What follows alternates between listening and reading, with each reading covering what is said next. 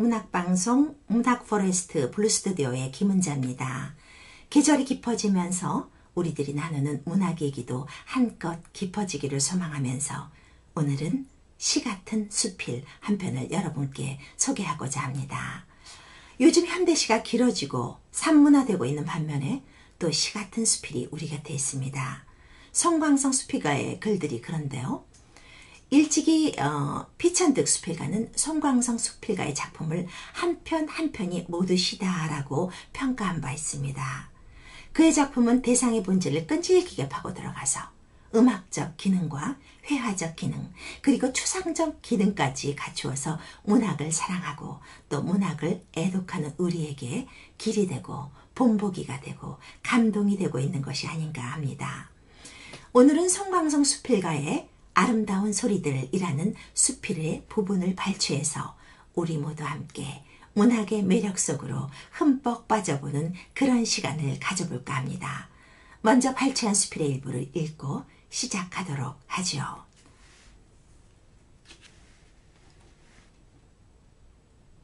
누구였더라.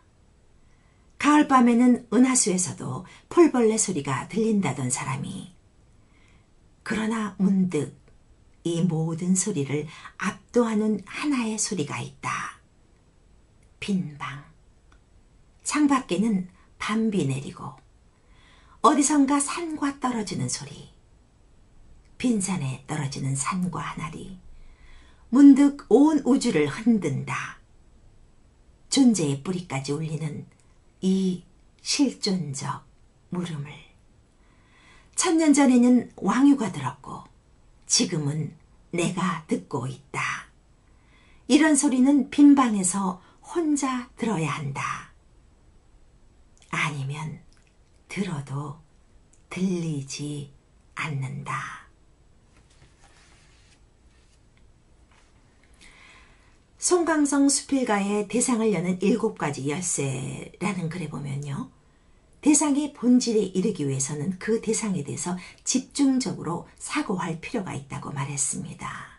그 첫 번째 열쇠가 대상을 구체적으로 관찰한다고 하는데요. 그런데 이 작품에서는 그 관찰이 나의 이야기뿐만이 아니라 우리 모두의 이야기가 되었다는 것입니다. 세상에서 산과 떨어지는 소리만큼 소리를 압도하는 소리가 또 어디 있겠습니까?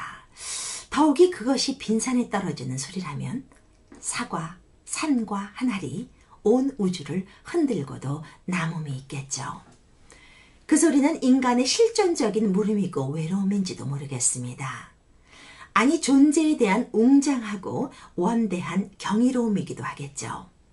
송광성 수필가는 아름다운 소리들이라는 이 작품을 통해서 빈방의 산과 떨어지는 소리는 빈방에서 혼자 들어야 들린다고 말해주었습니다.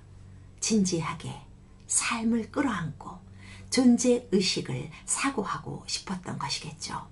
빈방 그리고 산과 떨어지는 소리가 대조되면서 우리에게 텅 빈 우주를 보여주었고 떨어짐으로 인해서 또 부딪힘으로 인해서 갈등과 절망 그러나 그 속에서 오히려 아름다운 조화를 보여주었다고 생각됩니다.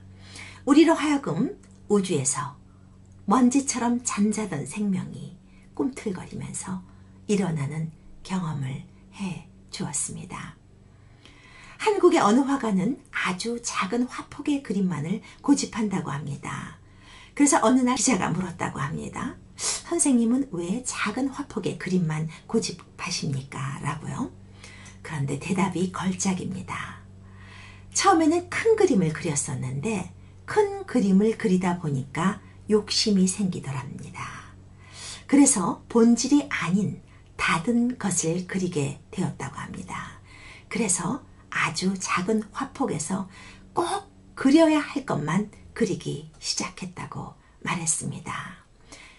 본인의 군더더기를 제거해버리고 대상의 본질만을 그리게 된 거죠.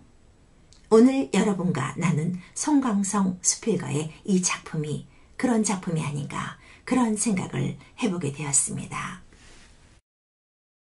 송광성 수필가는요, 한경남도에서 태어났습니다. 서울대학교 사범대학 국어교육학과를 졸업했고요. 동국대학교 교육대학원 한국화를 전공했습니다. 수필집으로는 달팽이, 하늘잠자리, 나도 꽃처럼 피어나고 싶다 등이 있고, 편역서로는 아름다운 우리 고전수필, 화문집으로는 작은 것들의 눈부신 이야기, 그리고 수필쓰기의 길잡이인 송광성의 수필쓰기 등의 이론서가 있습니다. 현대수필문학대상, 국제팬문학상, 가천 환경문학상 등을 수상했습니다. 네, 내 가슴에 무언가가 쿵 떨어지면서 가슴을 두근두근하게 만드는 것 같은 그런 수필이었습니다. 다음 시간을 약속하면서 저는 여기서 물러가겠습니다. 지금까지 한국문학방송 문학포레스트 블루스튜디오의 김은자였습니다. 감사합니다.